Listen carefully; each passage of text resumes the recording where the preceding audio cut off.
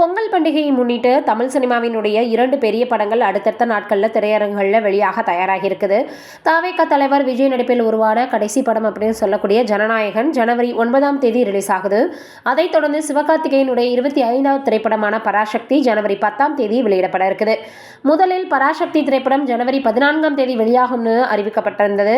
ஆனால் திடீரென தயாரிப்பு நிறுவனம் திட்டத்தை மாற்றி ஜனநாயகன் வெளியான மறுநாளே ரிலீஸ் செய்ய முடிவு செஞ்சிருக்காங்க. இந்த மாற்றத்திற்கு பின்னால் பல்வேறு வணிக காரணங்கள் இருக்கிறதாக தகவல்கள் வெளியாகி இருக்குது. ஜனவரி 9ஆம் தேதி ஜனநாயகன் வெளியாவதால் விநியோகஸ்தர்கள் மற்றும் திரையரங்கு உரிமையாளர்களுடன் குறைந்தது 2 வார காலத்திற்கு ஒப்பந்தங்கள் செய்யப்படும் அப்படின்னு சொல்லப்படுது. இப்படியான சூழலில் ஜனநாயகன் 800 திரையரங்களில் வெளியாகும் பட்சத்தில் பராசக்திக்கு 250 திரையரங்குகள் கூட கிடைக்கிறது சிரமமாகும் அப்படின்ற நிலை உருவாகி இருக்குது. இந்த சிக்கலை தவிர்க்கவே பராசக்தி படக்குழு ஜனவரி 10ஆம் தேதியை தேர்வு செய்திருக்கிறாங்கன்னு திரைத்துறையில் பேசுகிறாங்க.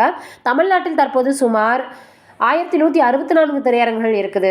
இதன் அடிப்படையில் ஜனநாயகன் 550 திரையரங்குகள், பராசக்திக்கு 500 திரையரங்குகள் ஒதுக்கப்பட வாய்ப்பு இருக்கிறதாக தெரிவிக்கப்பட்டிருக்கு. ஜனநாயகன் முதல் நாளில் சுமார் 700 திரையரங்குகளில் வெளியாகும் அப்படின்னும் 2ஆம் நாளிலிருந்து 550 குறைக்கப்படும் தகவல் தெரிவிக்கிறாங்க. ஒரு பக்கம் விஜய், மற்றொரு பக்கம் சிவகார்த்திகேயன் பெரும் மார்க்கெட் கொண்ட நட்சத்திரங்களின் படங்கள் அடுத்தடுத்த நாட்களில் வெளியாகிறதால வசூலில் தாக்கம் ஏற்படலாம்னு திரையரங்கு உரிமையாளர்கள் கருத்து தெரிவித்து வராங்க. இதற்கு உதாரணமாக 2023ஆம் ஆண்டு வெளியான துணிவு, வாரிசு படங்கள் ஒரே நேரத்தில் வெளியானதை அவர்கள் நினைவு கூர்ந்திருக்கிறாங்க. அந்த படங்கள் தனித்தனியாக வெளியாகி இருந்ததுனால இரண்டும் சேர்ந்து 150 கோடி ரூபாய்க்கு மேல் வசூல் செய்திருக்கும் அப்படின்னு அவங்க மதிப்பீடு பண்ணியிருக்காங்க. இரு படங்களுக்கும் திரையரங்குகளுக்கான ஒப்பந்தங்கள் நடைபெற்று வந்தாலும் இன்னும் தணிக்கை சான்றிதழ்கள் வெளியாகலையா. ஜனநாயகன் படத்திற்கு யுஏ சான்றிதழ் கிடைக்கும் அப்படின்னு எதிர்பார்க்கப்படுது.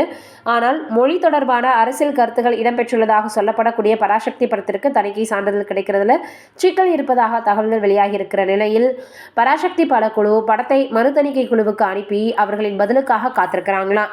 ஆக மொத்தத்தில் இருவரினுடைய படம் ஒரே நேரத்தில் வெளியாக போகுது அப்படின்ற செய்திகள் வெளியாகி இருக்குது. என்ன நடக்க போகுதுன்றதை வெயிட் பண்ணி பார்க்கலாம்.